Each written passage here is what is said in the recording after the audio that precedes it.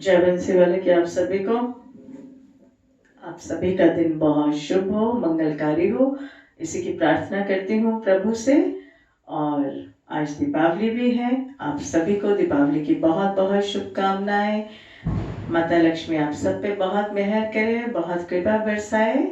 तो आइए आज की कथा हम प्रारंभ करते हैं। कुछ नाम जपेंगे प्रभु का पहले और उसके बाद कथा प्रारंभ करते हैं। आइए।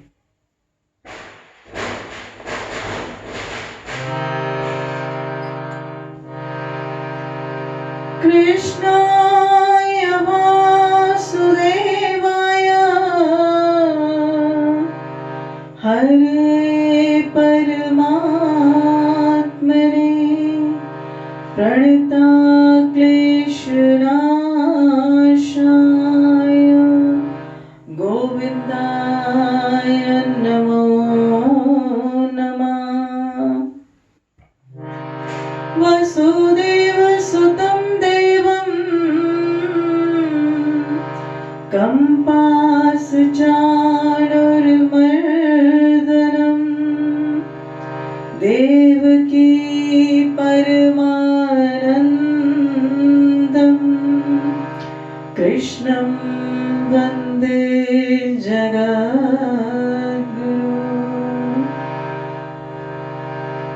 श्रीराधा राधा नाम रट जय नर आठोया, तिनकी बाधा दूर करे मेरो मुरली वालो श्याम। बोलिए बांके बिहारी लाल की जय, बोलिए बंसी वाले की जय, बोलिए राधा रानी सरकार की जय।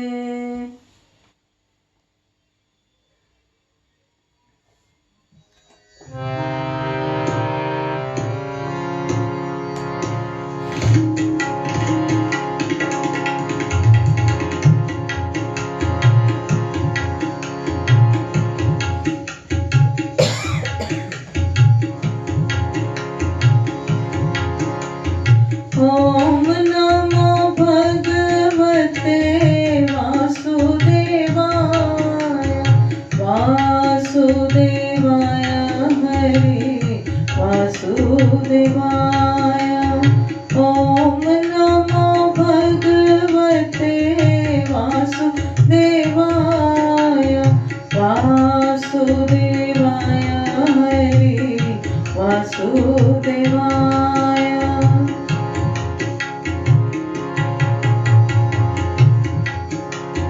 मदन मोहन हरे वासुदेवाय, मन मोहन हरे वासुदेवाय।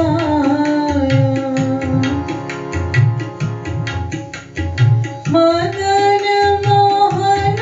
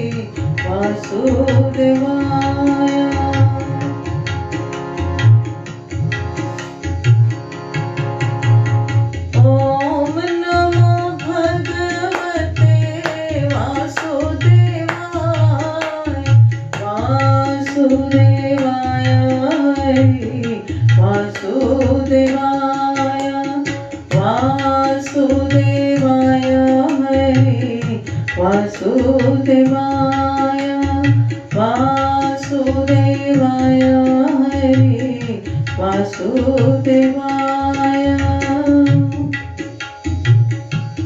प्रेमा के बिहारी लाल की जय, बोली राधा रानी सरकार की जय, बोली कार्तिक महात्म की जय, तुलसी मैया की जय, गंगा मैया की जय।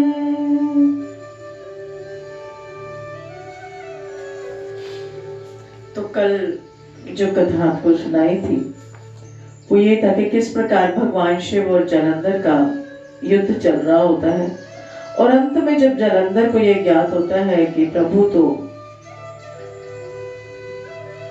भगवान शिव से युद्ध करना आसान काम नहीं है, तो वह अपनी माया रचता है और माया से गंधर्व और अप्सराओं को नृत्य करवाता है। तो वो नृत्य देखकर भगवान शिव भी युद्ध को भूलकर नृत्य करने लगे हैं। इसके आगे की कथा मैं आपको कल सुनाऊंगी, क्योंकि आज दीपावली है, तो आपको दीपावली की कथा आज कुछ सुनाती हूँ।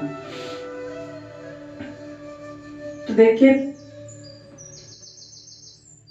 नारद जी ने बता रहे हैं राजन को, राजा पृथु को, कि अमावस्या के दिन बच्चों को, वृद्धों को एवं रोगियों को छोड़कर अन्य कोई भोजन न करें, और सायंकाल में लक्ष्मी जी का पूजन करने के बाद ही भोजन करना चाहिए,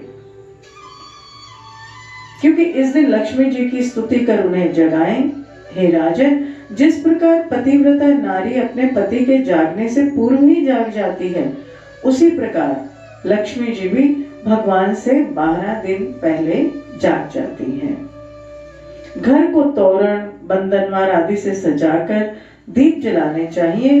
घर के सभी स्त्री पुरुष नए वस्त्र धारण करें और अमावस्या को पूरी रात लक्ष्मी जी के समक्ष गीत गाएं, स्तुति करें और नृत्य आदि कर पूरी रात हर्षोल्लास से बिताएं। घर में एक दीपक रात्रि भर जलता रहना चाहिए, क्योंकि राजन उस रात लक्ष्मी जी सभी घरों में जाती हैं, और जो घर अधिक सुंदर, स्वच्छ एवं पवित्र होता है वहां दीर्घ काल तक निवास करती हैं। एक प्रहर रात्रि का जब शेष रह जाए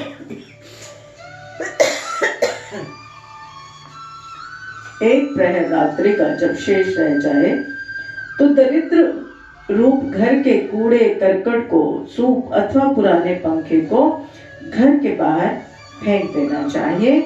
ऐसा करने से वह घर धन धान्य से परिपूर्ण रहता है। और दूसरे दिन गोबर का गोवर्धन बनाकर बंधु बांधवों सहित उसकी पूजा करनी चाहिए। हे राजन, इंद्र का मान मर्दन करने के लिए भगवान कृष्ण ने इसी दिन गोवर्धन पर्वत का पूजन किया था। गोवर्धन वाले दिन सायंकाल में गाय एवं वृषभ की पूजा करके अपने परिवार के लिए भरण पोषण और रक्षा की प्रार्थना करनी चाहिए। और इसी दिन सायंकाल में राजा बलि एवं उनकी पत्नी विंध्यावली का पूजन एवं दान आदि करने वाला परिवार सदा सुखी और समृद्ध रहता है। तो नारद जी कहने लगे कि हे राजन, अब मैं तुम्हें दीपावली पूजन की विधि विस्तार से बतलाता हूँ। तो नारद जी ने कहा कि हे राजन, कार्तिक मास के कृष्ण पक्ष की अमावस्या को दीप मालिका करने से दरिद्रता का नाश होता है, घर में सुख समृद्धि आती है। इसी संबंध में एक कथा सुनो। धुरसेन नामक देश में सत्य शर्मा नाम का एक बहुत ही गरीब ब्राह्मण रहता था। उसकी सदा यही इच्छा रहती थी कि उसके पास बहुत सा धन हो, जिससे वह यज्ञ, दान एवं पूजा पाठ आदि कार्यों में व्यय कर सके। इसके लिए वह सदैव देव पूजन में व्यस्त रहता था, मगर दरिद्रता थी कि उसका पीछा नहीं छूटती थी। तब दुखी होकर उसने एक विद्वान से दरिद्रता से मुक्ति पाने का उपाय पूछा। तो विद्वान ने उसे बताया कि भगवान शिव का पूजन करें, ब्राह्मण ने सच्चे हृदय से भगवान शिव की पूजा प्रारंभ करी। जब 1 वर्ष बीता तो एक दिन उसकी आराधना से प्रसन्न होकर भगवान शिव ब्राह्मण का वेश धारण करके उसके पास आए और बोले कि हे विप्र, धन प्राप्ति के लिए तुम राजा के पास जाकर उससे एक वरदान मांगो कि कार्तिक अमावस्या को तुम्हारे सिवाय कोई भी अपने घर में दीपक ना जलाए। वरदान पाने के बाद क्या करना है, यह सब समझाकर ब्राह्मण देव चले गए। तत्पश्चात वह ब्राह्मण राजा के पास पहुंचा और राजा से वरदान मांगा।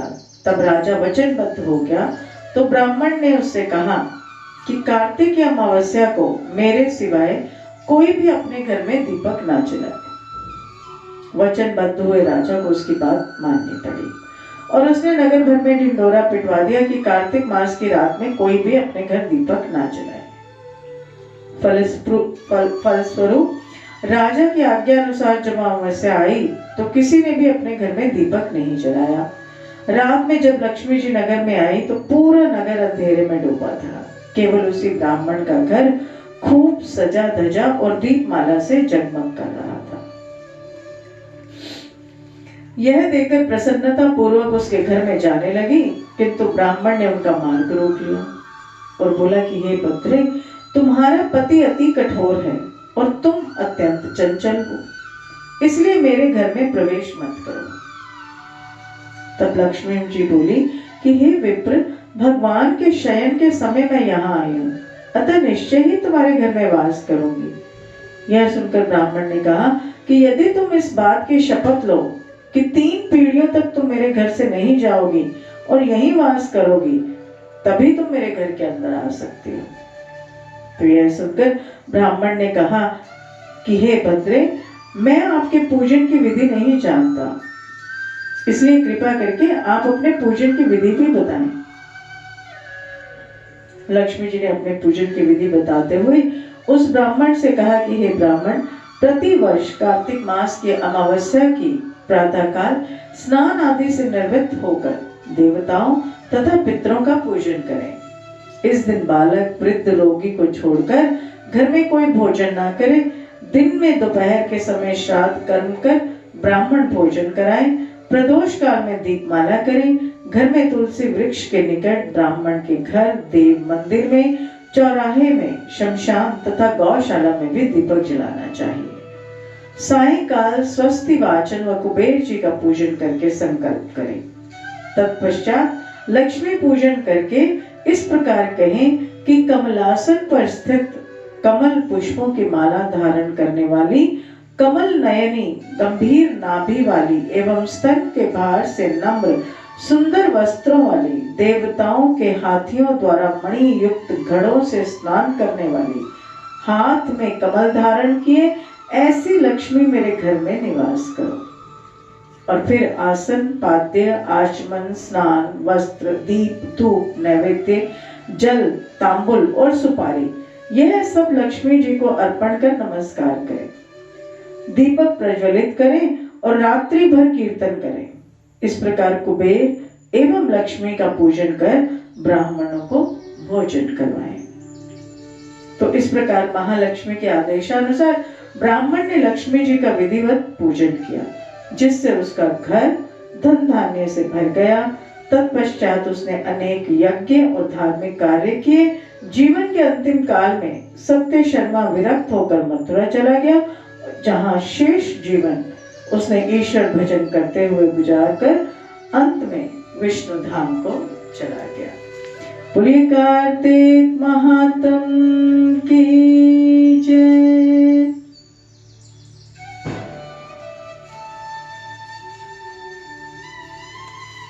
रेवा के बिहारी लाल की जय। बोलिए लक्ष्मी माता की जय। तो आप सब भी आज जैसा कि बताया गया है कथा में, उसी विधि विधान से आप लक्ष्मी जी का पूजन करें और दीपावली अच्छे से मनाएं। तो एक छोटा सा भजन राधा रानी का आज आपके सामने लेकर आई हूँ। एक भजन करते हैं और उसके बाद कथा को विराम देते हैं।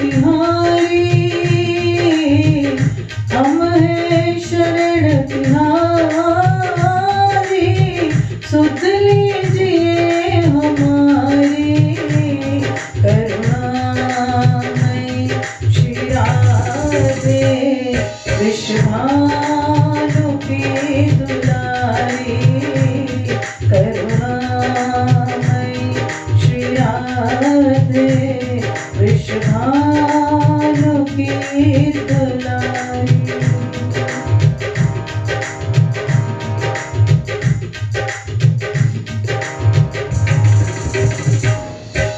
बरसाने वाली राधे महिमा तुम्हारी भारी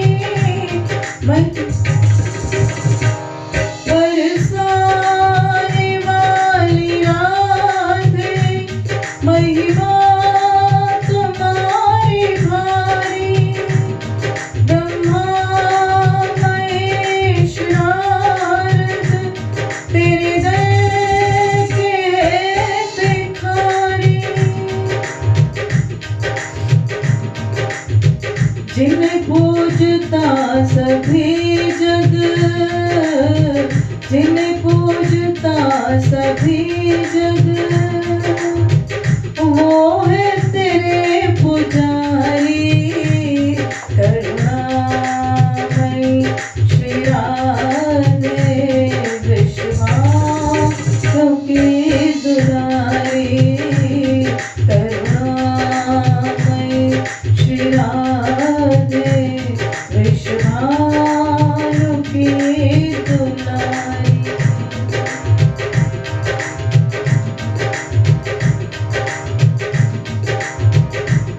रख लीजिए शरण में सदा राधे राधे गाओ रख लीजिए शरण में सदा राधे राधे गाओ करूं चाकरी तुम्हारी कहीं और कुछ न चाहूं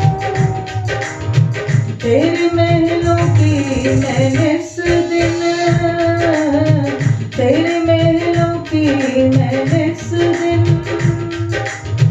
करती रहूं बुहारी करुणामयी श्री राधे विश्वभानु की दुलारी।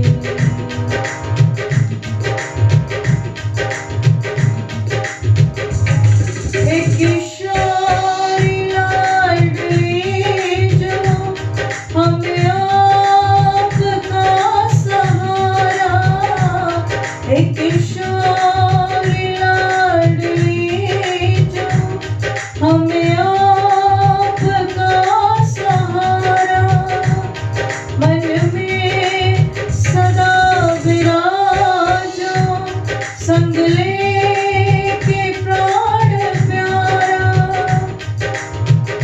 राधा रमण बिहारी राधा रमण बिहारी तुम पे मैं वारी वारी करुणामयी श्री राधे विश्वभानु की दुलारी करुणामयी श्री राधे विश्वभानु की दुलारी। बोलिए राधा रानी सरकार की जय बोलिए बांके बिहारी लाल की जय। तो एक बार फिर से दीपावली की आप सभी को बहुत बहुत शुभकामनाएं। बहुत अच्छे से आपका दिन बीते बहुत अच्छे से आपका त्योहार बीते यही कामना है प्रभु से। और एक प्रार्थना मेरी कथा को शेयर करते रहें और चैनल को सब्सक्राइब करें। जय बंसी वाले की।